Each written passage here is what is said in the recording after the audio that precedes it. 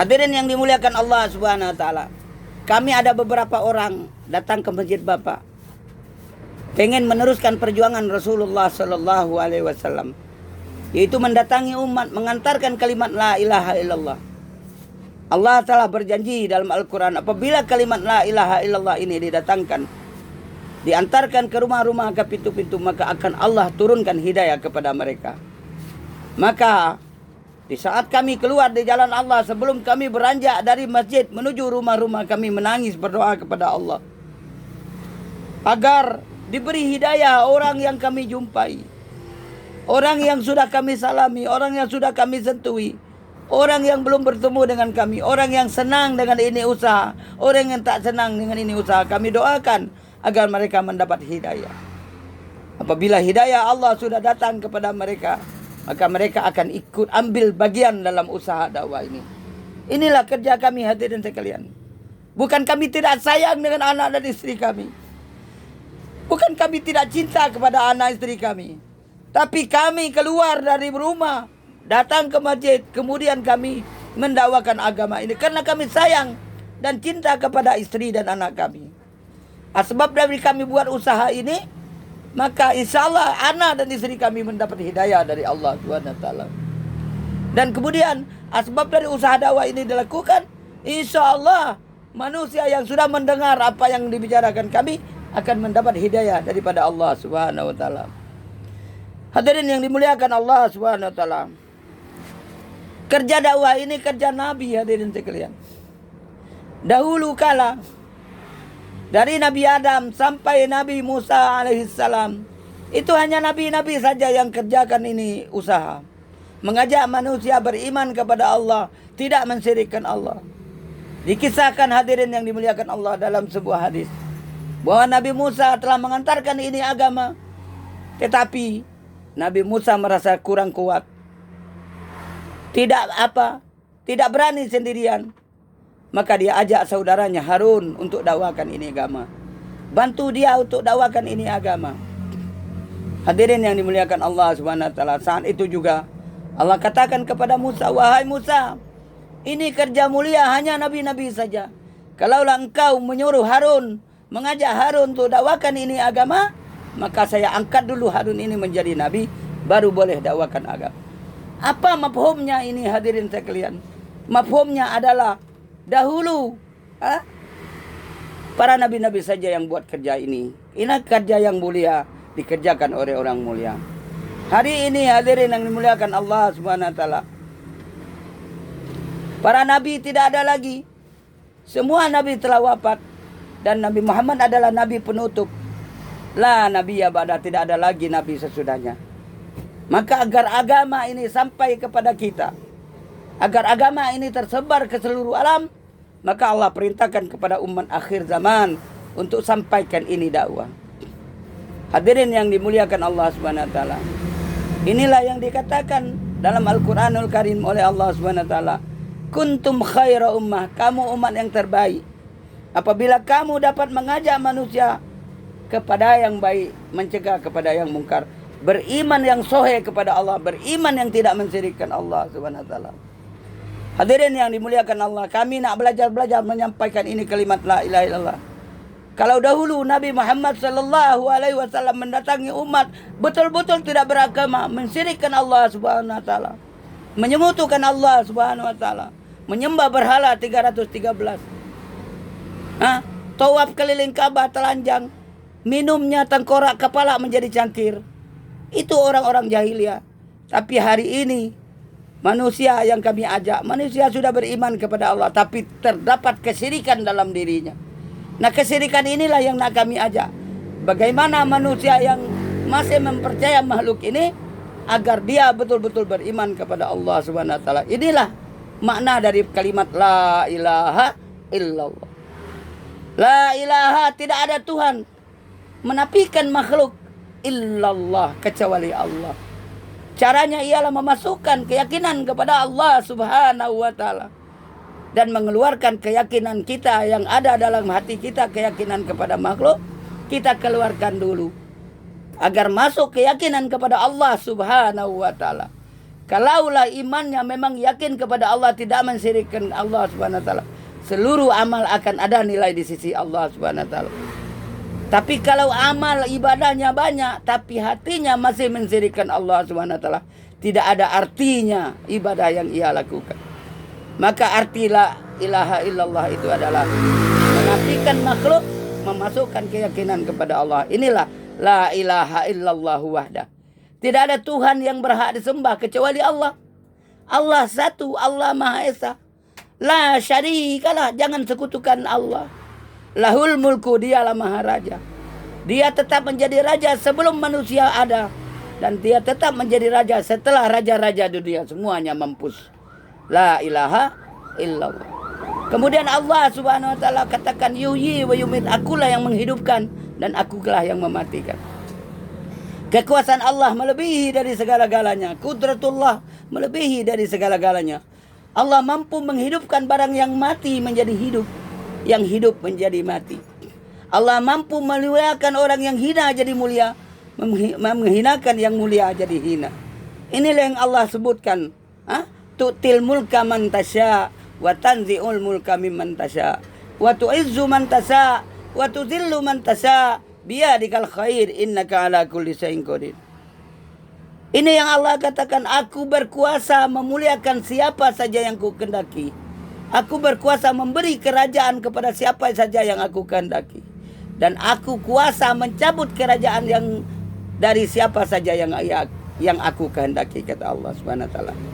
Maksudnya kerajaan itu Allah yang memberikannya, kemudian Allah mencabut, itu haknya Allah Subhanahu wa taala. Wa tu'izzu man tasya, aku berhak memuliakan siapa yang aku kehendaki, kata Allah Subhanahu wa taala. Dalam sejarah kita ingat siapa itu Umar bin Khattab. Sebelum kenal dengan Rasulullah, sebelum beriman kepada Allah, beliau adalah musuhnya Rasulullah sallallahu alaihi wasallam. Beliau adalah mensyirikkan Allah Subhanahu wa taala dan sangat kejam, malah menjadi musuh Rasulullah sallallahu alaihi wasallam. Tapi setelah beliau didoakan oleh Nabi Muhammad sallallahu alaihi wasallam, setelah beliau masuk ke dalam Islam, maka beliau menjadi panutan orang Islam, menjadi centeng dalam agama Islam, menjadi manusia pembela agama Islam. Inilah tadinya tidak mulia tapi Allah muliakan. Inilah wa tu'izzu man tasya wa tuzillu man tasya. Allah berkuasa menghinakan orang yang mulia menjadi hina. Qarun itu saking banyaknya harta, dia dimuliakan oleh Allah, oleh orang-orang. Qarun dimuliakan oleh orang-orang.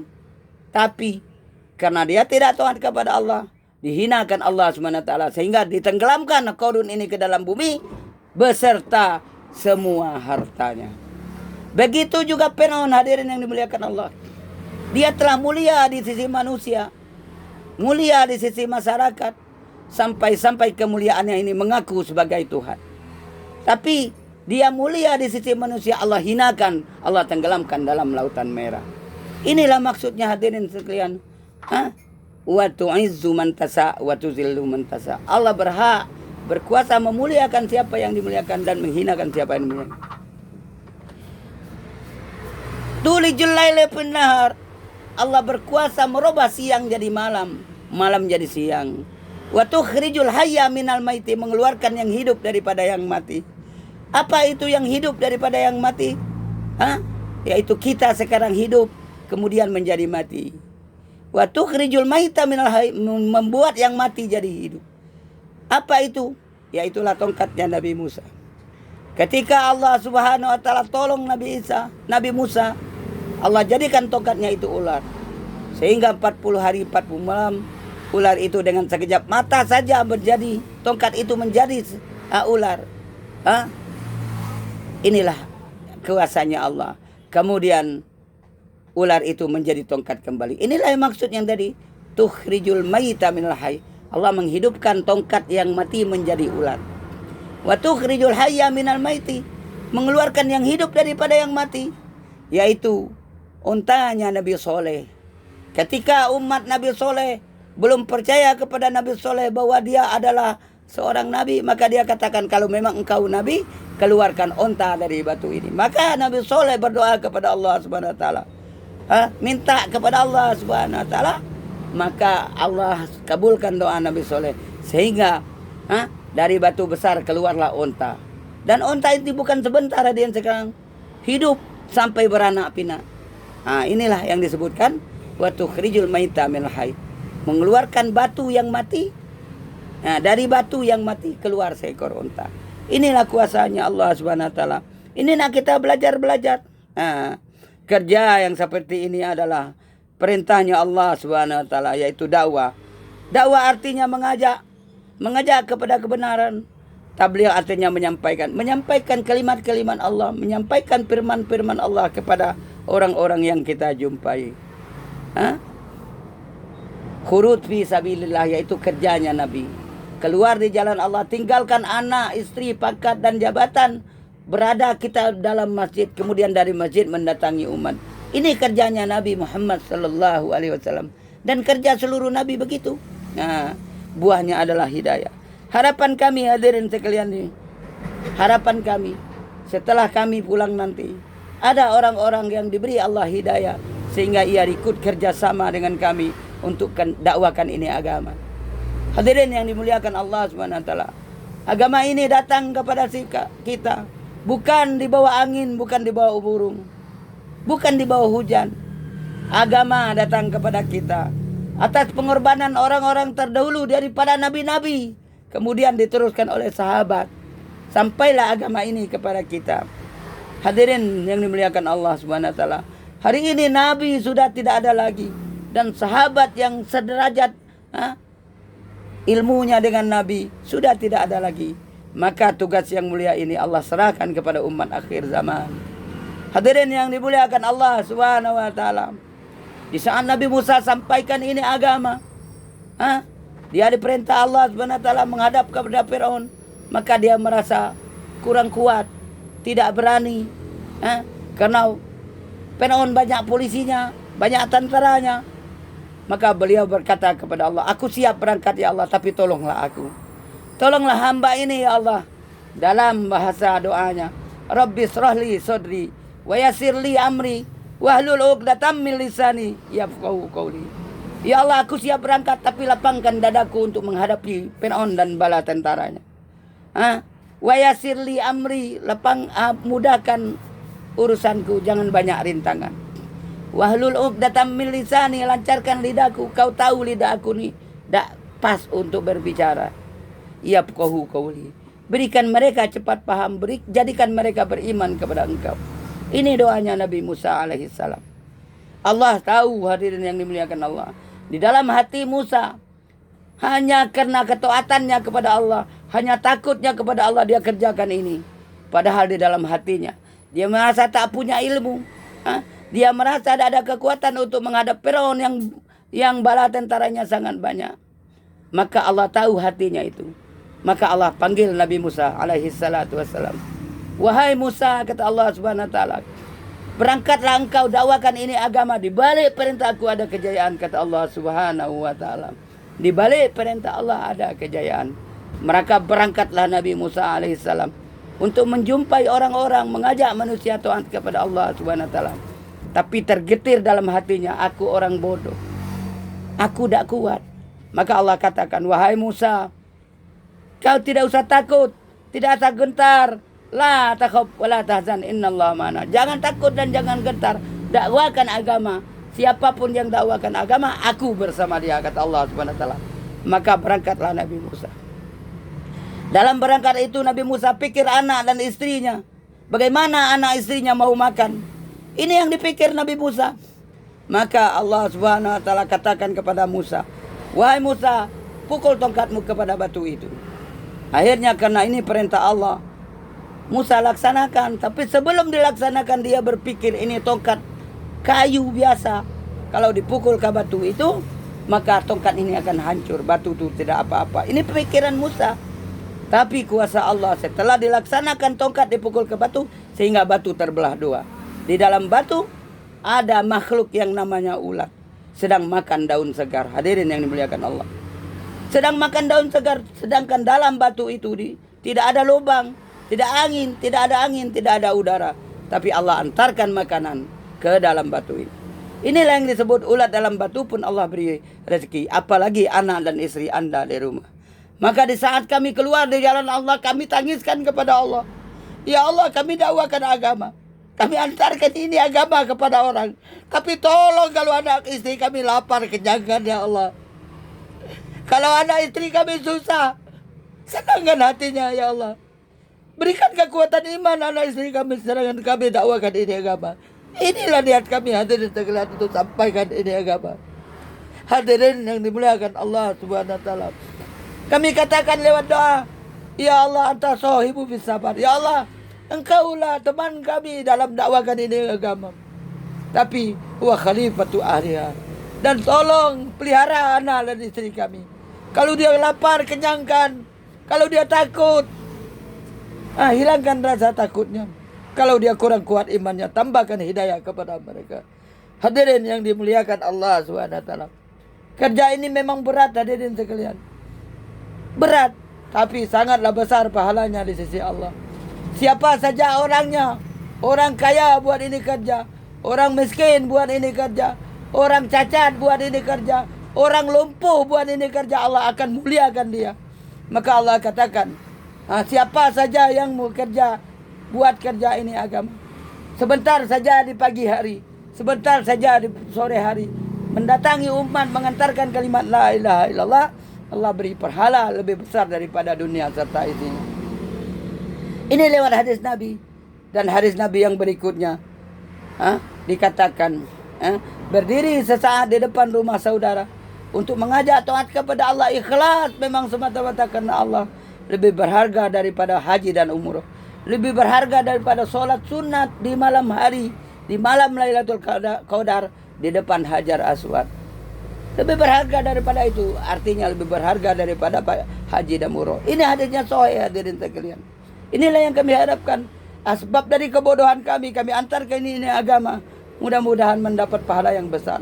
Pahala yang besar akan mengikis semua dosa-dosa kami. Hadirin yang dimuliakan Allah SWT. Kami tahu hadirin, kami tak punya ilmu, tak punya kesabaran. Kami ingat cerita Nabi Musa. Nabi Musa dipanggil Allah SWT. Dakwakan saja ini agama, kata Allah SWT kepada Musa. Nanti ada umat akhir zaman yang bodoh-bodoh. Ini buat kerja ini, sedangkan engkau seorang nabi, sudah punya mujizat, mampu berbicara dengan aku, kata Allah SWT. Tak usah takut. Kau punya tongkat, punya mujizat, kerjakan saja. Nanti Allah katakan, ada umat akhir zaman, laki-lakinya, umat akhir zaman ini ribuan tahun setelah wafatnya Rasulnya, dia tak pernah melihat Nabi, dia tak pernah melihat Rasul, dia tidak pernah mendengar suara Nabinya, tapi dia ambil usaha ini. Rela mereka, laki-lakinya rela meninggalkan anak istri, pangkat dan jabatan, rela mendaki gunung, bersusah payah, mujahadah mendaki gunung, menyeberang lautan untuk sampaikan kalimat ini la ilaha illallah. Inilah yang Allah firmankan dalam hadis qudsi. Ya Musa, inna fi ummati Muhammadin sallallahu alaihi wasallam karijala yakmuna ala sorofin wadin yunadu bi syahadati alla ilaha illallah. Wahai Musa, nanti ada umat akhir zaman tak pernah ketemu dengan nabinya. Dia hanya membaca Quran, dia hanya mengenal hadis, maka dia ambil usaha ini. Laki-lakinya rela mendaki gunung bermujahadah, tinggalkan anak, istri, pangkat, jabatan. Dia sampai kini ini agama. Nanti aku akan memberi hidayah kepada orang-orang. Karijala yakmuna ala sorofin wa wadin yunadu bisyahadati Allah ilaha illallah.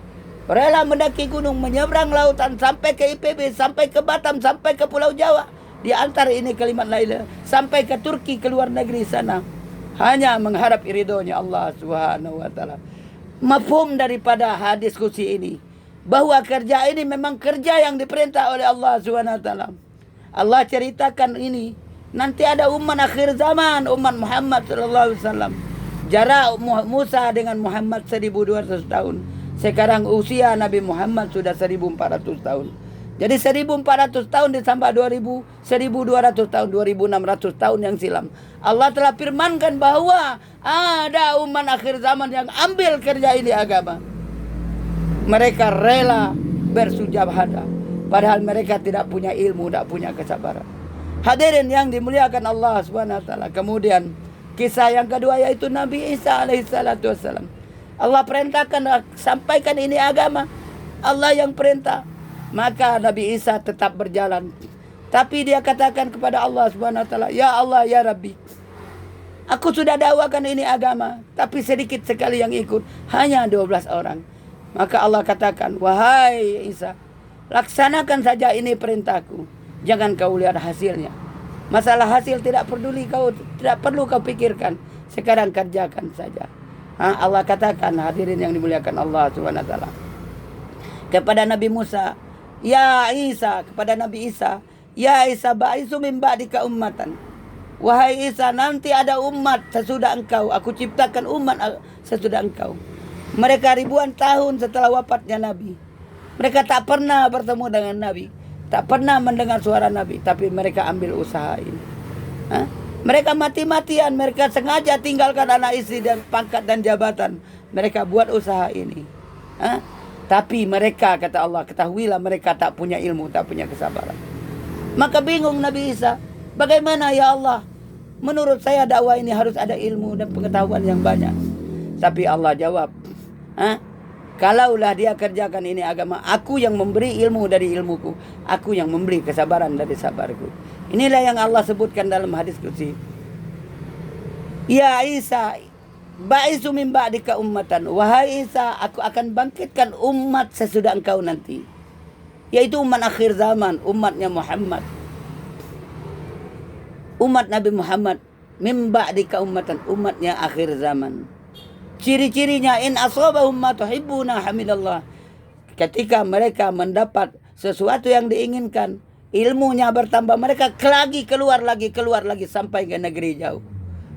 In asabahum ma tuhibbuna.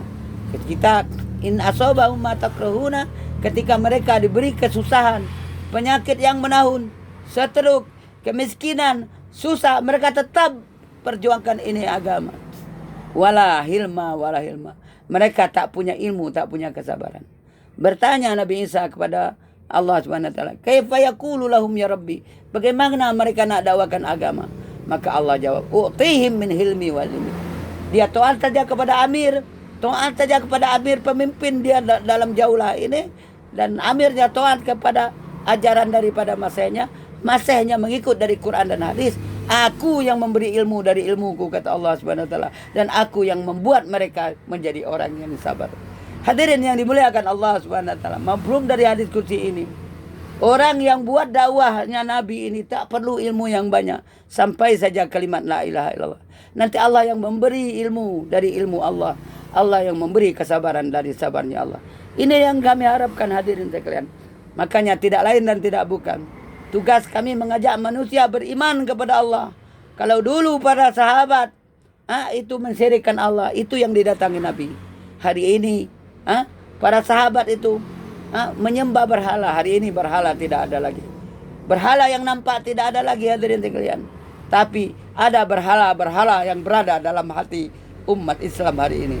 Mereka telah beriman kepada Allah, tapi takut tinggalkan anak dan istrinya, takut tinggalkan jabatan dan pangkat, takut anak istrinya tak makan, padahal Allah sudah siapkan rezeki.